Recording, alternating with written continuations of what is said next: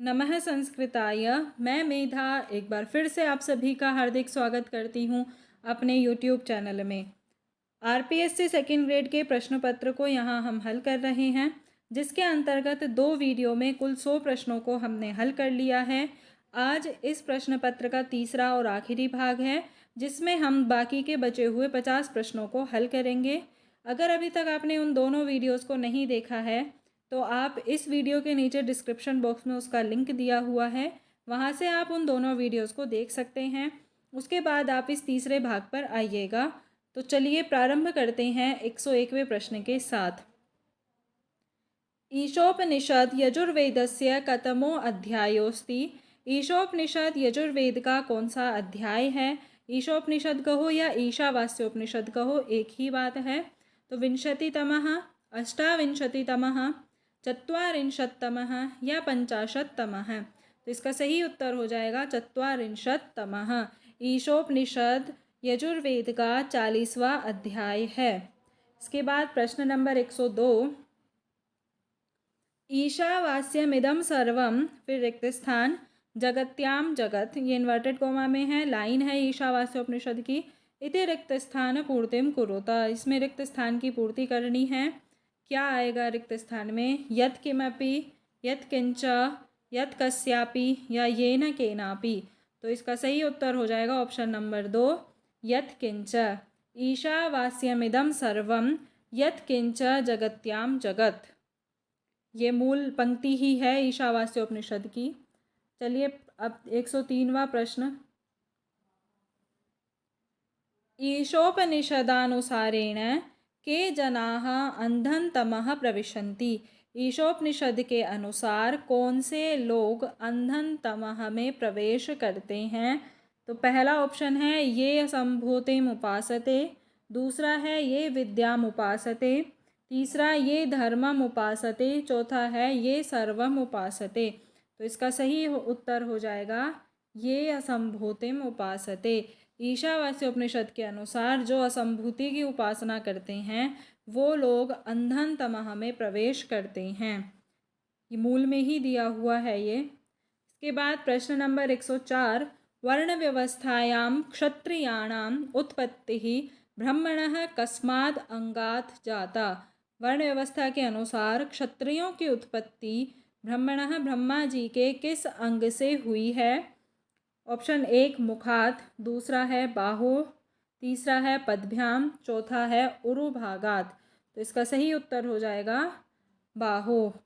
तो ब्रह्मा जी के बाहु से, भुजाओं से क्षत्रियों की उत्पत्ति हुई है।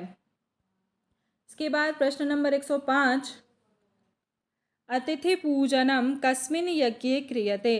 अतिथि पूजन किस यज्ञ में किया जाता है? ब्रह्म यज्ञ, साम यज्ञ, पितृयज्ञ या नृयज्ञ। तो अतिथि पूजन किया जाता है नृयज्ञ में। नृयज्ञ में अतिथि पूजन किया जाता है। इसके बाद प्रश्न नंबर 106। भारतीय मनीषिभिः मनुष्यस्य संपूर्ण जीवन कालम कतिषु सोपानेषु विभक्तम। भारतीय मनीषियों ने या भारतीय मुनियों ने मनुष्य का पूरा जीवन काल कितने सोपानों में विभक्त किया है या कितने भागों में बांटा है? एकस्मिन्, द्वयोः, त्रिषु या चतुर्षु। 1, 2, 3 या 4, कितने भागों में बांटा है? तो 4 भागों में बांटा है भारतीय मनुष्यों ने मनुष्यों का संपूर्ण जीवन काल। तो जिसमें पहला होता है ब्रह्मचर्य, दूसरा होता है गृहस्थ, तीसरा वानप्रस्थ, चौथा संन्यास। अब प्रश्न नंबर 107। अधस्तन युग्मानाम समीचीनाम तालिकाम चिनुत। समीचीन तालिका को हमें यहाँ पर चिन्हना है।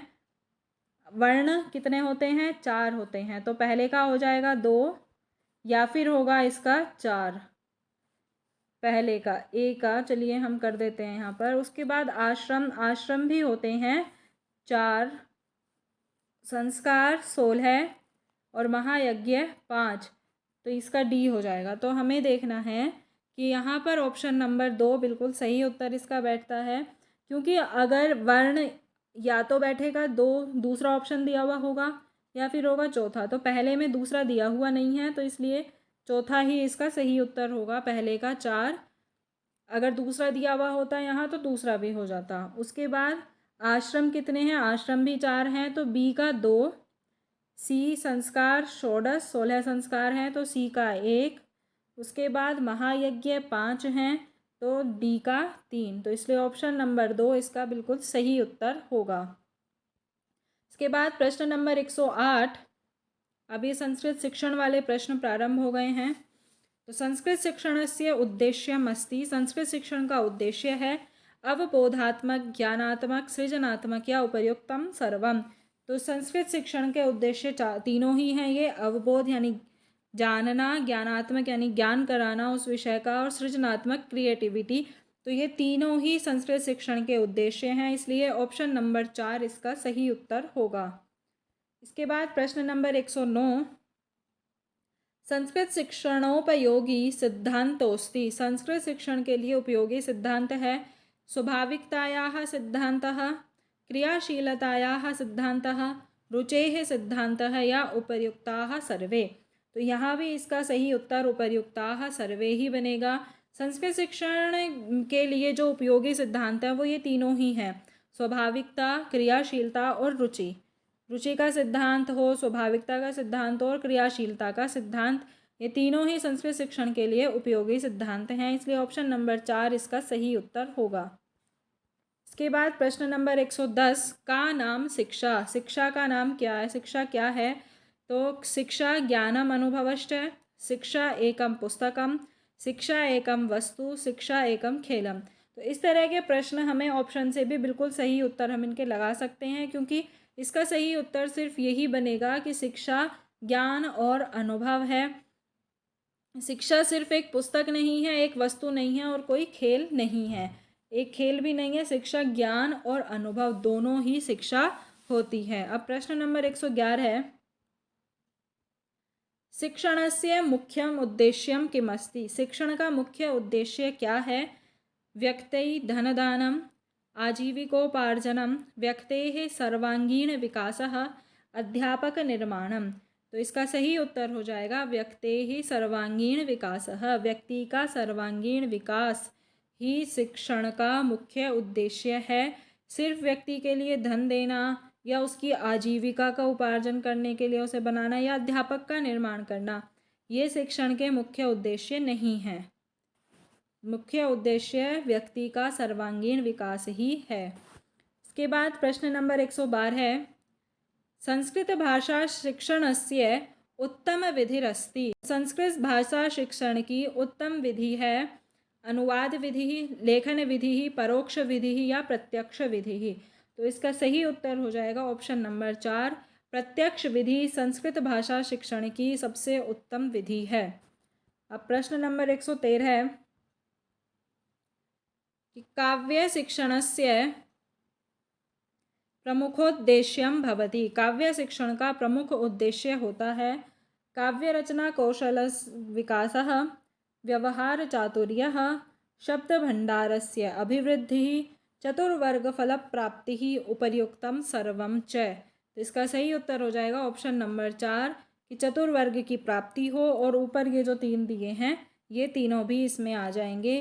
तो ये ही काव्य शिक्षण का प्रमुख उद्देश्य है कि चारों वर्गों की प्राप्ति हो जाए, धर्म अर्थ काम और मोक्ष की, और काव्य के लिए रचना कौशल का विकास हो, व्यवहार चातुर्य का विकास हो और हमारे शब्द भंडार में भी वृद्धि हो। तो इस तरह से ऑप्शन नंबर 4 इसका सही उत्तर होगा। प्रश्न नंबर 114 है, मानवस्य प्रथमं शिक्षा प्रतिष्ठानम, मानव का प्रथम शिक्षा प्रतिष्ठान या प्रथम स्कूल कह दो क्या होता है। प्राथमिक विद्यालय है, परिवार है, माध्यमिक विद्यालय है या महाविद्यालय है। तो ये तो सभी को पता है कि इसका सही क्या होता है, परिवार। तो मानव की या मनुष्य की सबसे पहली शिक्षा का जो प्रतिष्ठान है, जो शिक्षा का केंद्र है, वो उसका परिवार ही होता है। इसके बाद प्रश्न नंबर 115, गद्य पाठेषु काठिन्य निवारणाय अधोलिखित विधयः सन्ति, गद्य पाठ में कठिनता के निवारण के लिए निम्न में से कौन सी विधि है।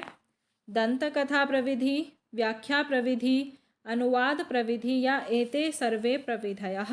तो यहाँ पर एते सर्वे प्रविधय है, ये ऊपर जो तीनों विधियाँ दी हैं, दंतकथा, व्याख्या और अनुवाद, ये सभी गद्य पाठ के कठिनता के निवारण के लिए प्रयोग में ली जाती हैं। इसके बाद प्रश्न नंबर 116 है, व्याकरण शिक्षणस्य सर्वोत्तमः कः विधिः? व्याकरण शिक्षण की सर्वोत्तम विधि कौन सी है? आगमन निगमन विधिः, सूत्र व्याख्या विधिः, नियमन विनियमन विधिः या शिक्षण विधिः? तो इसका सही उत्तर हो जाएगा ऑप्शन नंबर 1। जब भी व्याकरण शिक्षण करवाया जाता है तो उसके लिए सबसे उपयुक्त विधि मानी जाती है आगमन और निगमन विधि। हम उदाहरण के द्वारा भी सूत्र समझा सकते हैं या फिर पहले सूत्र के द्वारा उदाहरण समझाए जाएंगे। तो साधारण से विशेष की ओर और विशेष से साधारण की ओर, यही होती है आगमन और निगमन विधि। ये व्याकरण शिक्षण की सर्वोत्तम विधि है। इसके बाद प्रश्न नंबर 117, कक्षा कक्षे प्रथमानिवार्यता वर्तते। कक्षा कक्ष की प्रथम अनिवार्यता है पाठ्यपुस्तकस्य, श्यामपट्टस्य, मानचित्रस्य या दूरदर्शनस्य। तो कक्षा कक्ष में प्रथम अनिवार्यता किसकी होती है? वो होती है श्यामपट्टस्य, श्यामपट्ट की। कक्षा कक्ष में एक ब्लैक बोर्ड होना बहुत ही आवश्यक है, अनिवार्य है, इसलिए इसका उत्तर ऑप्शन नंबर 2 होगा। अब प्रश्न नंबर 118, केन कौशलमाध्यमेन अध्यापकः विषयवस्तुस्पष्टीकरणस्य प्रयासं करोति? किस कौशल के माध्यम से अध्यापक विषय वस्तु का स्पष्टीकरण का प्रयास करता है या विषय वस्तु को स्पष्ट करने का प्रयास करता है? प्रवाह कौशलेन, भाषण कौशलेन, प्रश्नोत्तर कौशलेन या श्रवण कौशलेन? तो प्रश्नोत्तर कौशलेन इसका सही उत्तर होगा, क्योंकि किसी भी विषय को स्पष्ट करने के लिए प्रश्नोत्तर कौशल का प्रयोग किया जाता है। उसके माध्यम से ही एक अध्यापक अपने विद्यार्थियों में उस विषय की वस्तु को या उस विषय वस्तु को अत्यधिक सही रूप से स्पष्ट कर सकता है। इसके बाद प्रश्न नंबर 119, कि छात्राणां पूर्वज्ञानेन सह नूतन ज्ञानम योजयति। छात्रों के पूर्व ज्ञान के साथ नए ज्ञान को जोड़ना क्या कहलाता है? पाठ योजना, दर्शनम, लेखनम या श्रवणम? तो छात्रों के पूर्व ज्ञान के साथ नए ज्ञान को जोड़ना पाठ योजना कही जाती है। तो ऑप्शन नंबर 1 इसका सही उत्तर होगा। अब आता है प्रश्न नंबर 120, साहित्यस्य अवबोधनं पठनम् आत्मसात्करणं कर्तुं शक्यते। साहित्य के लिए अवबोधन, पठन और आत्मसात्करण करने में समर्थ है कौन? कक्षाकार्येण, मौनवाचनेन, सस्वरेण या द्रुतवाचनेन? तो किसके माध्यम से साहित्य का अवबोधन, पठन और आत्मसात्करण आसानी से हो जाता है? तो वो होता है मौन वाचनेन। मौन वाचन के द्वारा ही साहित्य का अवबोधन, पठन और आत्मसात्करण होता है। अब प्रश्न नंबर 121, इस प्रश्न को आरपीएससी ने डिलीट कर दिया है, इसलिए हम इस प्रश्न को यहाँ पर नहीं देखेंगे। तो अब चलते हैं प्रश्न नंबर 122 पर, कि दण्डान्वयः, खण्डान्वयः, टीका, समीक्षा इत्येताः विधयः केन सम्बद्धाः सन्ति? दण्डान्वय, खण्डान्वय, टीका और समीक्षा विधियाँ हैं, ये किससे संबंधित हैं? व्याकरण शिक्षणेन, नाट्य शिक्षणेन, काव्य शिक्षणेन या निबंध शिक्षणेन? तो ये हो जाएंगी काव्य शिक्षणेन। काव्य शिक्षण के ही दण्डान्वय, खण्डान्वय और टीका, समीक्षा ये विधियाँ संबंधित हैं काव्य शिक्षण से। इसके बाद प्रश्न नंबर 123, नाटक शिक्षणेन कतमो विधिः सर्वोत्तमः कथितः? नाटक शिक्षण की कौन सी विधि सर्वोत्तम कही जाती है? आदर्श नाट्य विधि, व्याख्या विधि, रंगमंचाभिनय विधि या समवाय विधि? तो इसका सही उत्तर हो जाएगा समवाय विधि ही। समवाय विधि नाटक शिक्षण की सर्वोत्तम विधि कही जाती है।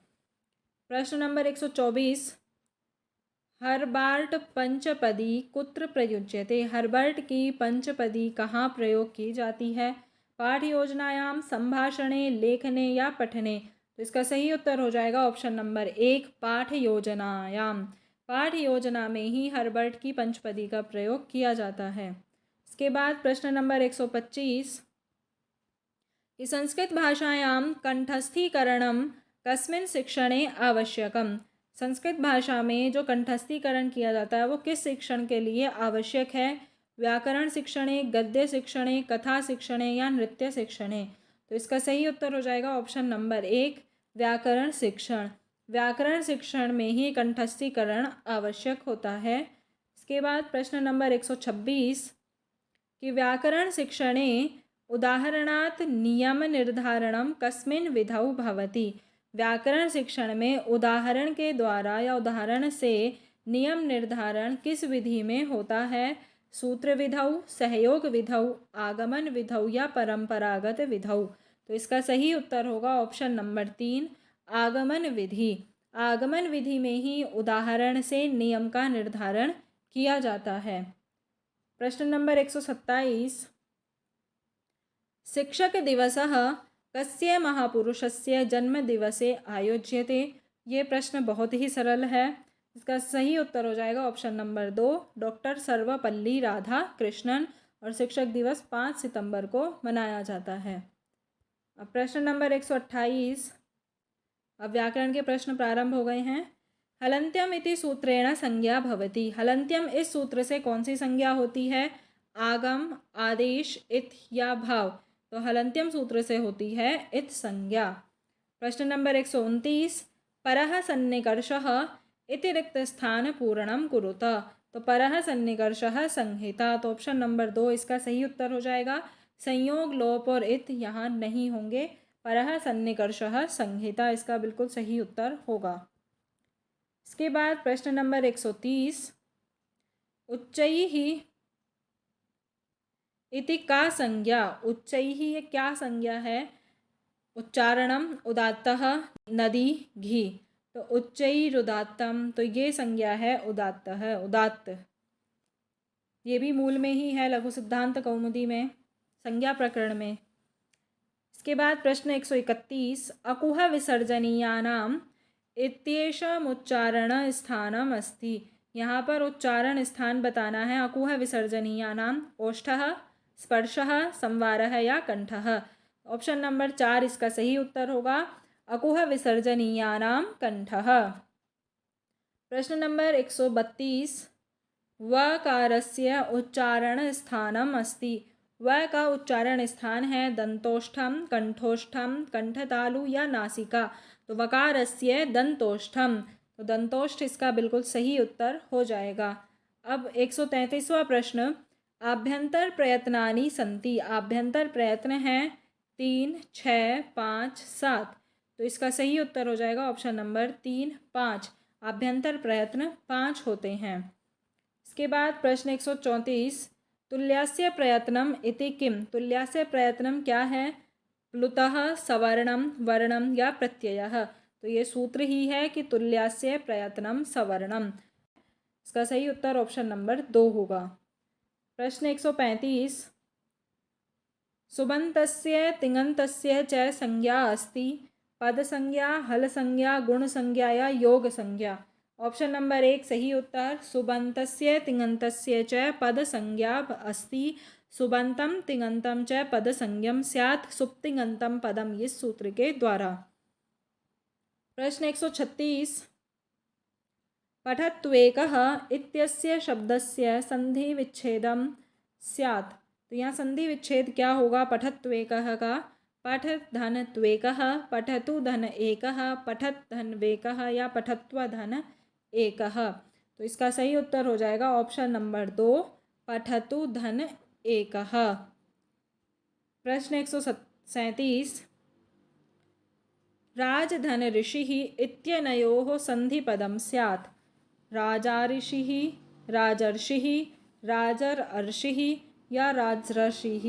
तो इसका सही उत्तर होगा ऑप्शन नंबर 2 राजधन ऋषि। जब इसका संधि पद करेंगे तो राजर्षि बनेगा। तो इसलिए ऑप्शन नंबर 2 सही उत्तर है इसका। अब 138वां प्रश्न प्रधन एजते प्रेजते इति संधि विधायकम सूत्रम अस्ति। संधि विधायक सूत्र है एंगी पर रूपम, एंगः पदांतादति, एंगः या ओमांगोश्च। तो इसका सही उत्तर हो जाएगा ऑप्शन नंबर 1 प्रधन एजते प्रेजते का संधि विधायक सूत्र है एंगी पर रूपम। प्रश्न 139 श्रीधन ईशः श्रीशः इत्यत्र संधिरस्ति, यहाँ संधि है गुणः दीर्घः वृद्धिः या पररूपम। तो श्रीधन ईशः दोनों समान वर्ण हैं, श्री में भी ई है और ईशः के ई, इन दोनों को मिलाएंगे तो दीर्घ बनता है, तो इसलिए संधि हो जाएगी दीर्घ, दीर्घ संधि है श्रीशः में। इसके बाद 140वां प्रश्न ईदुदे द्विवचनं प्रगृह्यम् इति सूत्रस्योदाहरणम् अस्ति। अब इस सूत्र का उदाहरण देना है विष्णुदयः सैषा प्रार्थति या हरि एतौ। ऑप्शन नंबर 4 हरि एतौ। ईदुदे द्विवचनं प्रगृह्यम्, इस सूत्र का उदाहरण हरि एतौ यही बनेगा, मूल में ही दिया हुआ है ये उदाहरण। प्रश्न 141 सच्चित इति संधि पद विधायकम सूत्रम अस्ति। सच्चित का संधि पद विधायक सूत्र बताना है ष्टुनाष्टुः स्तोः ष्टुनाष्टुः शात या शश छोटी। तो यहाँ इसका सही उत्तर बनेगा ऑप्शन नंबर 2 स्तोः ष्टुनाष्टुः। ये उदाहरण भी मूल में दिया हुआ है लघु सिद्धांत कौमुदी के। प्रश्न 142 झलां जशोन्ते इति सूत्रेण सिद्धम शुद्धोदाहरणम अस्ति। झलां जशोन्ते इस सूत्र का शुद्ध उदाहरण है जगदीशः बुद्धिः सन्मतिः या एतन् मुरारिः। तो इसका सही उत्तर हो जाएगा ऑप्शन नंबर 1 जगदीशः, जगत धन ईशः जगदीशः। झलां जशोन्ते इस सूत्र का सिद्ध शुद्ध उदाहरण है। प्रश्न 143 शान्तः इत्यत्र अनुस्वारस्य नकारं केन सूत्रेण विधीयते। मोनुस्वारः अनुस्वारस्य यै परसवर्णः तोर्ली या वा पदान्तस्य। तो अनुस्वारस्य यै परसवर्णः इस सूत्र के द्वारा ही शांत के अनुस्वारस्य अनुस्वार के नकार, अनुस्वार को नकार होता है। शाम धंत है, फिर इसको अनुस्वार होगा, अनुस्वार के बाद जो नकार होगा पर सवर्ण होगा, पर का सवर्णी तय का सवर्णी जो होगा वो अनुस्वारस्य यई पर सवर्ण है इस सूत्र के द्वारा ही होगा। प्रश्न 144 तोर्लिः इति सूत्रेण तवर्गस्य लकारे परे सति तवर्गमपि किम स्यात्। कि तोर्ली इस सूत्र के द्वारा तय वर्ग को लकार परे रहने पर तय वर्ग को क्या होता है। तो लकारम तकारम वकारम या तलोपम। तो यहाँ होता है लकारम। कि तोर्ली सूत्र के द्वारा जो तय वर्ग और लकार, अगर लकार परे है तो तय वर्ग को भी लय आदेश हो जाएगा। इसके बाद प्रश्न 145 वाग्घरिः इति पदस्य संधि विच्छेदम स्यात्। वाग्घरी का संधि विच्छेद वाघ धन घरिः, वा धन हरिः, वाक धन हरिः या वा धन गघरिः। तो इसका सही उत्तर हो जाएगा ऑप्शन नंबर 3 वाक धन हरिः, तब बनेगा वाग्घरिः। प्रश्न 146 खरवसानयोः रिक्तस्थान इति सूत्रस्य रिक्तस्थान पूरणीयम। तो रिक्त स्थान की पूर्ति करनी है, ये सूत्र हमें पूरा करना है। रुः विसर्जनीयः विसर्गः या शरः। तो खरवसानयोर विसर्जनीयः, तो इसका सही उत्तर हो जाएगा ऑप्शन नंबर 2। इसके बाद प्रश्न नंबर 147 कः अपि कोपि इति ओत्व विधायकम सूत्रम अस्ति। यहाँ ओत्व विधायक सूत्र बताना है हसी च अतो रोरप्लुता दप्लुते वा शरी या सोची। तो इसका सही उत्तर हो जाएगा ऑप्शन नंबर 2 अतो रोरप्लुता दप्लुते। इस सूत्र के द्वारा ही यहाँ पर विसर्ग को ओ का विधान है। इसके बाद 148वां प्रश्न पुनर्धन रमते पुनरमते इति कृते प्रमुखम सूत्रम। प्रमुख सूत्र है ढ्रलोपे पूर्वस्य दीर्घोणः वा शरी रो असुपि या अकः सवर्णे दीर्घः। तो इसका सही उत्तर हो जाएगा ऑप्शन नंबर 1 ढ्रलोपे पूर्वस्य दीर्घोणः। अब प्रश्न नंबर 149 वधूः एषा इत्यत्र संधिपदम अस्ति। यहाँ वधूः धन एषा को मिलाना है या उसकी संधि करनी है, तो वध्वेषा, वधूरेषा, वधूषा या वध्वीषा। तो इसका सही उत्तर हो जाएगा ऑप्शन नंबर 2, वधूरेषा। अब प्रश्न 150 और ये इस प्रश्न पत्र का अंतिम प्रश्न है। हसि च इति सूत्रस्य उचितोदाहरणम्। हसि च इस सूत्र का उचित उदाहरण है देवो गच्छति, देवर गच्छति, देवा गच्छति या देवैः गच्छति। तो इसका ऑप्शन नंबर 1 देवो गच्छति सही उत्तर होगा। तो इस प्रकार हमारा ये जो आरपीएससी सेकेंड ग्रेड 2018 में हुआ था, इसका संपूर्ण प्रश्न पत्र हल हो चुका है। अगर आपको ये वीडियो पसंद आई हो तो लाइक, शेयर और सब्सक्राइब ज़रूर करें। फिर मिलते हैं अगली वीडियो में, तब तक के लिए धन्यवाद। जयतु संस्कृतम, जयतु भारतम।